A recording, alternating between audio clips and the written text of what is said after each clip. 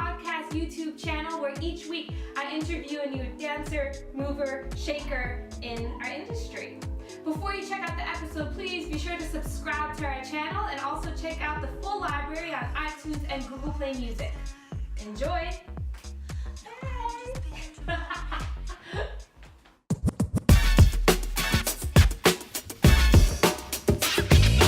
I am sitting here with Mykell Wilson.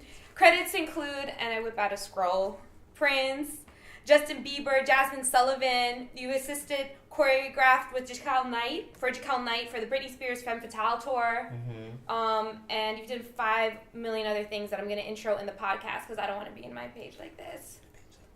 And you have a book. I have a book. That's fun. Yeah, and this is literally taking a lifetime and not doing it any justice, but those are some reference points. And the way we know each other, I actually remember meeting you. You worked at Millennium, I think. On the front desk. Yeah. Yeah. And I remember you. You had an energy and like a... That was a long time ago. It was when I was going to USC. Because a lot of people don't even know I was ever a work study. I have to tell people, and they're like, "Really?" And I'm like, "Yeah, I was a work study." That's so dope. Yeah. Do you recommend it? And like, who do you recommend work studying for? It depends on the teachers you want to train with, and then also the type of schedule they require of you. Some studios require you to work twice a week, and that would have never worked with my schedule. Some require you to work study at their studio, but then also take classes at their studio. That wouldn't work with me because I needed to network. So Millennium's fit was awesome because you work one shift, which is normally about 6 hours, and then you get, at the time, unlimited free classes. And if you're willing to maximize it, you can take a lot of classes. So I took over 22 classes a week while I was a work study. And you had to take a certain amount, otherwise you would get in trouble. And if you got fired, you had to pay a year's worth of unlimited classes. So whatever the dance pass class cost per month, times 12 is what you had to pay back. So I like the standard they set upon it because they didn't want people there working just because. Yeah. And then also if you were working there after a certain amount of time and you weren't taking advantage of the program, they would fire you to give someone else space who would really take advantage of it. And I took advantage of it for sure.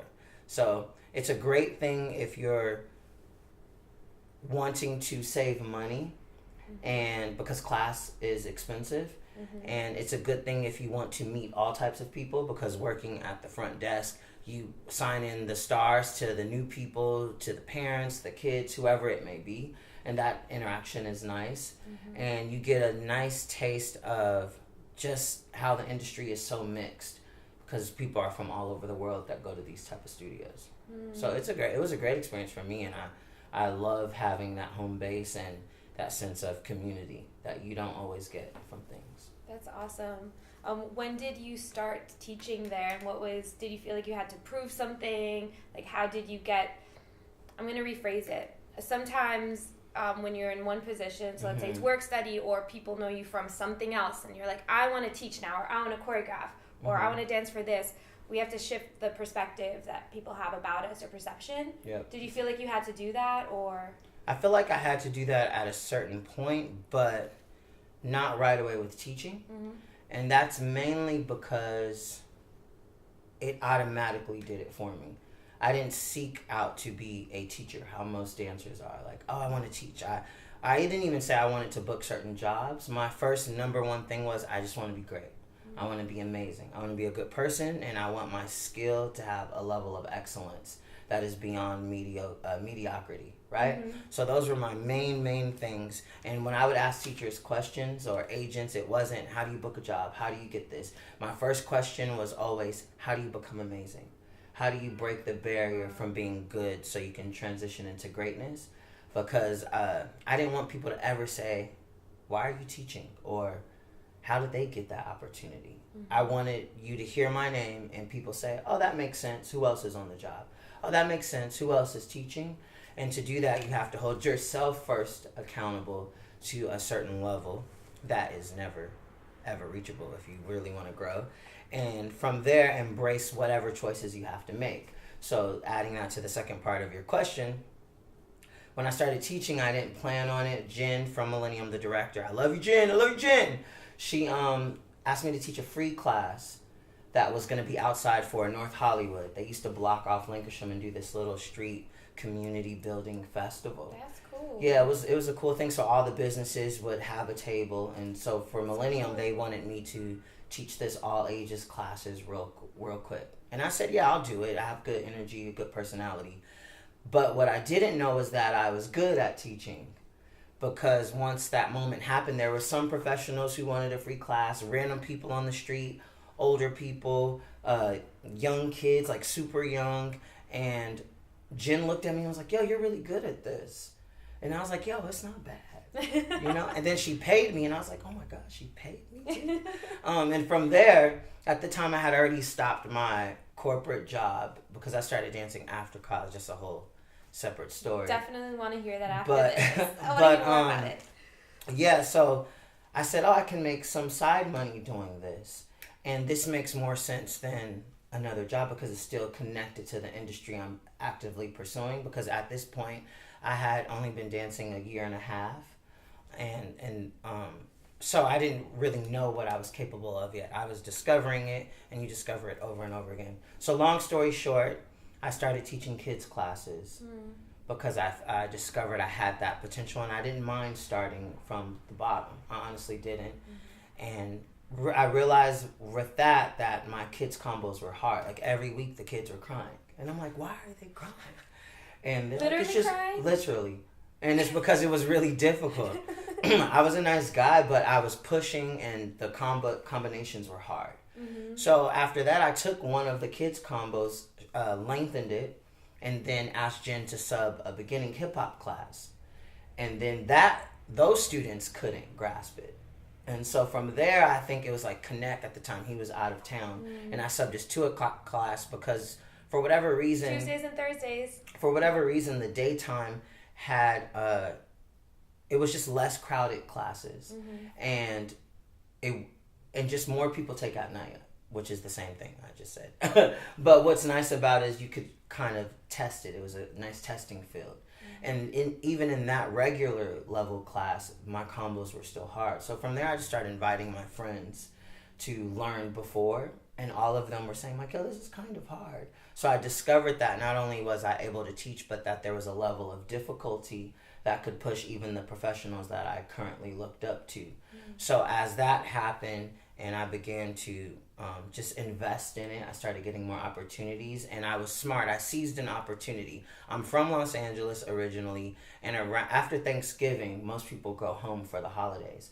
I knew that most of the teachers weren't from Los Angeles, and they were going to leave, and that Millennium was going to have a bunch of spots available. So I prepared all of these combinations. Just in preparation. I didn't know that anything would happen, and there were a few times where there was no one else to sub but me. And literally one time I taught 9 times in a week because it was like the week of Christmas and nobody was around. Like even the people who are from here had gone. And there I was like, I'll teach, and then they were like, well, can you just do the next one? Like I taught back to back even that week, and all of the classes were well received, and I've been teaching ever since. So it was a matter of preparation, a matter of discovering myself, being comfortable with, if it ended up being great, but if it ended up being bad, I would have to embrace it. I'm like, this is not my talent. I'm not great at it. And if you just let it naturally happen, it automatically puts you in the right shift of people's minds. And I didn't have to force it. By the time I stopped work studying, I still taught there, and then I had a regular class, and it just was a perfect flow. But I think it flowed perfectly because I worked from the inside out, just like plants root, then they sprout. Same thing. Plants root, then they sprout. I love it. Did you always, it takes a lot of energy to do 22 classes a week, in addition to work study, in addition to life or whatever else you might be doing for income? Have you always been a high energy person? I am very high energy. Like, do you just have unlimited amounts of... Not like unlimited, but I just have a big spirit, and so even when my body's weak, my spirit is yet alive, and that gives me supernatural fuel. Because half the time I don't understand how I can go how I go, and how I can I don't know, have the life I have. And I think it's because I have, a driving force that's beyond just doing a good job. A driving force that's just beyond, performing.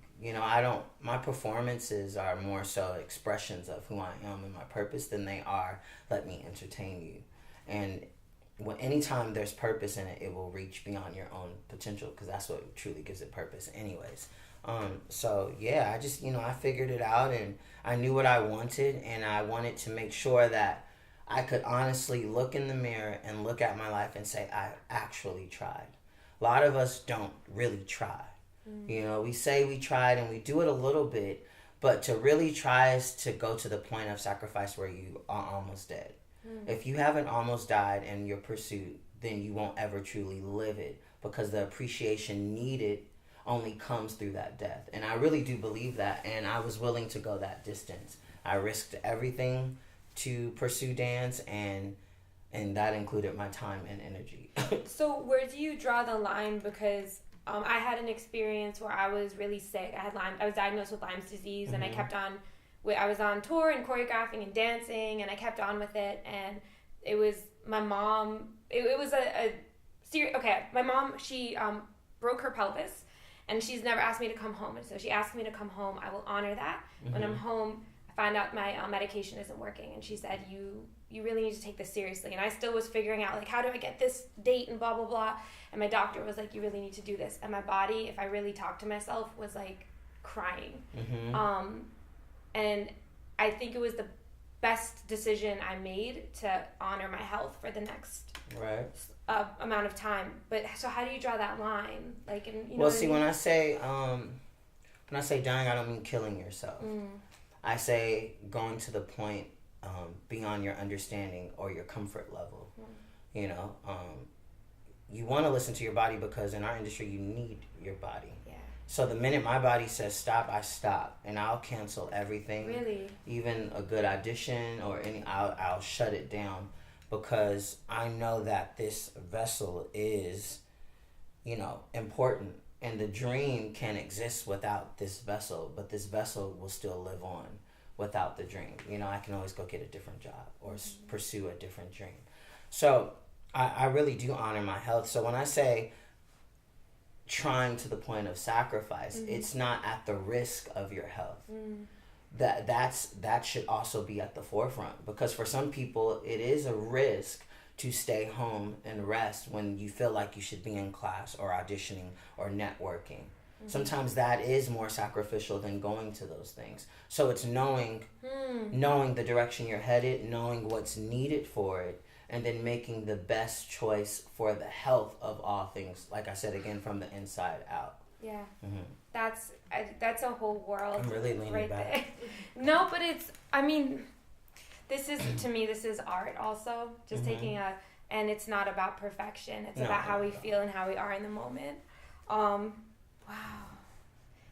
Because it really takes work and responsibility to discern which one is which. So I'm just present to that right now. Yeah, it's important, and it's essential, because really there's some people I mentor and work with, and they work on their craft all of the time. And they have all of this talent, and there's always something missing, and oftentimes it's life experience.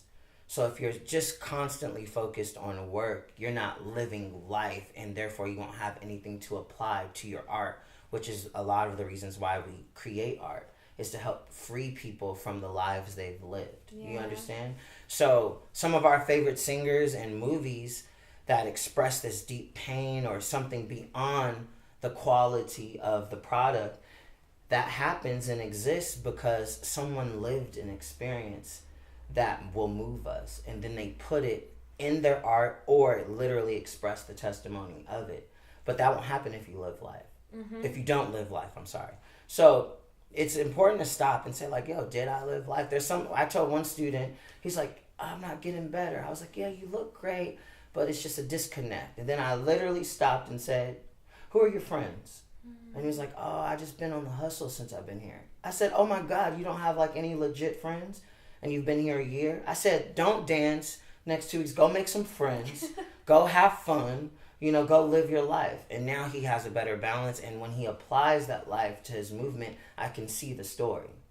I can see what you've gone through. And that doesn't have to be negative. It could be positive too. Yeah, some of my favorite dancers growing up, and it's just like little snapshots, and the ones that motivated me, it's when I go to the club and people they were coming from somewhere, and they were going somewhere, and they were just the way they were, and then dance was an extension of their flyness or their grunginess or whatever that was, and I miss that sometimes. Right. I miss it.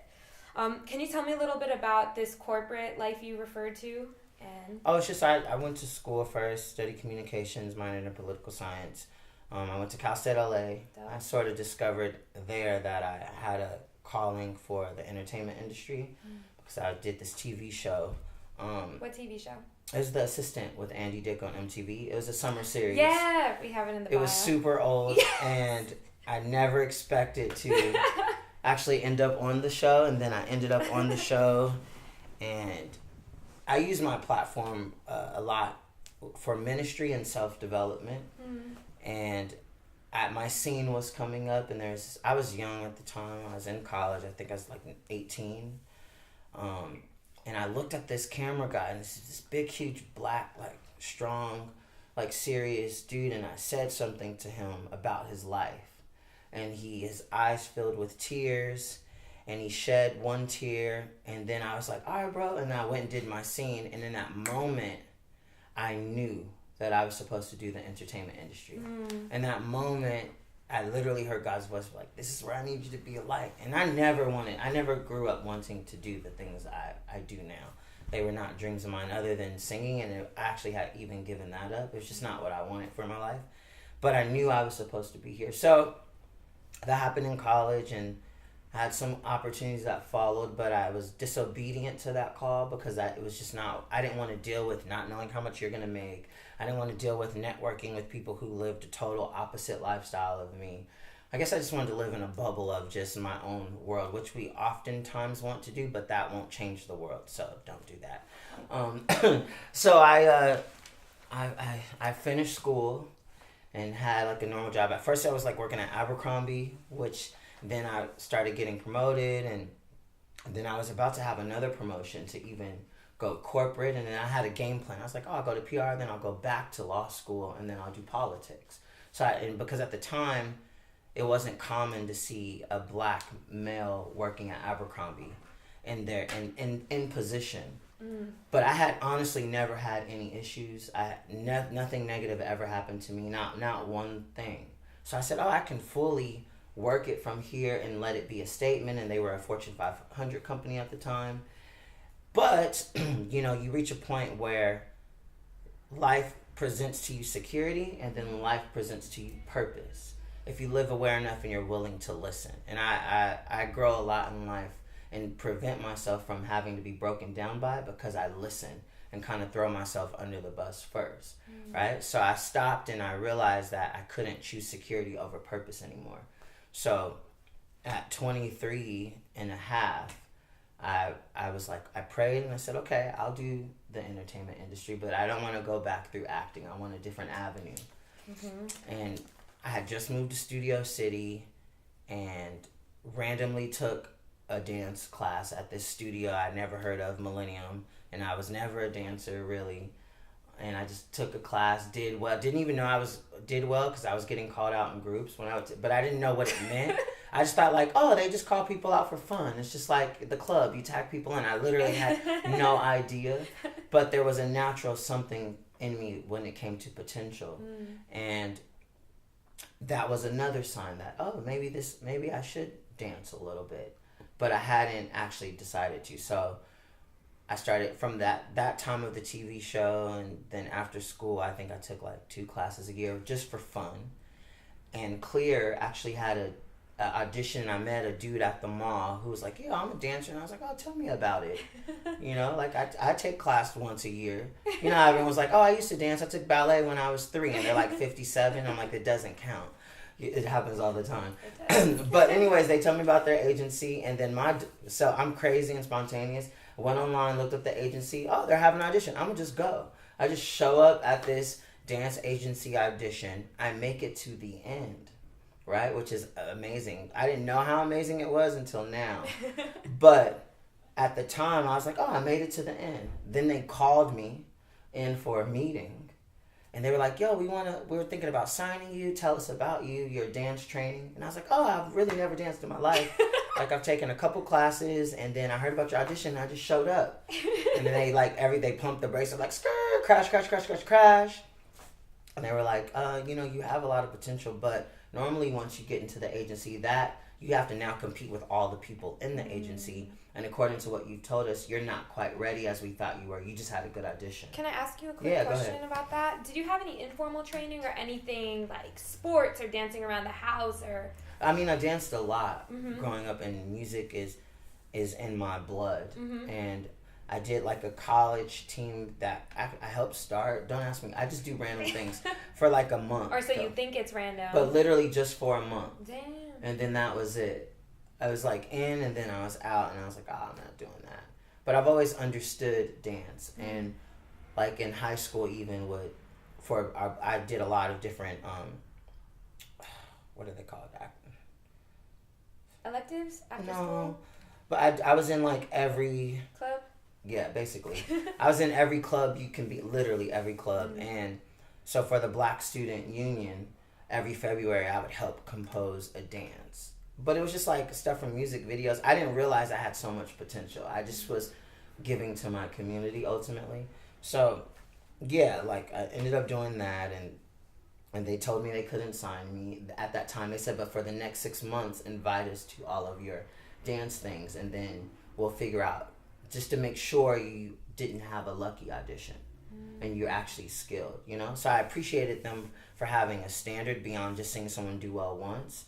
But for me, it discouraged me. So I took it as a sign I wasn't supposed to dance. So then I didn't dance. And then finally I was like, I just think I'm supposed to. And if I could get that far, right? If I can get that far just on the little bit of potential I had, what would happen if I actually invested in it fully and multiplied it to something else? And then that's when I dove in and started taking 20-something classes a week. And then within a year, I had quit my corporate job because I had to choose purpose over security. And I made life very real when I did that. And from there, I got signed to Block Talent Agency through audition, which was like my dream agency anyways. And through audition, because it's hard to get with that agency, especially at that time, especially through audition. So difficult. So I had signs, and I pursued them, and I've been a full-time dancer since, after 1 year. Did you ever have any times where it looked like it wasn't turning out for you? Oh, that's every day. So what does that look like? I mean, it's every day. Like, no matter how many cool jobs you do, you always have to book another one. Unless you're going to book one job that can pay you money for the rest of your life, which almost does not exist. You know what I'm saying? You're always in the position of having and not having. And that's why I think everyone in our industry, regardless of your spiritual background, you're a person of faith. Because you trust that you're going to make more money. You trust that it's going to work out. But really, we have no idea if it will. We just know it will. And because of that hope, we create the world we want to see.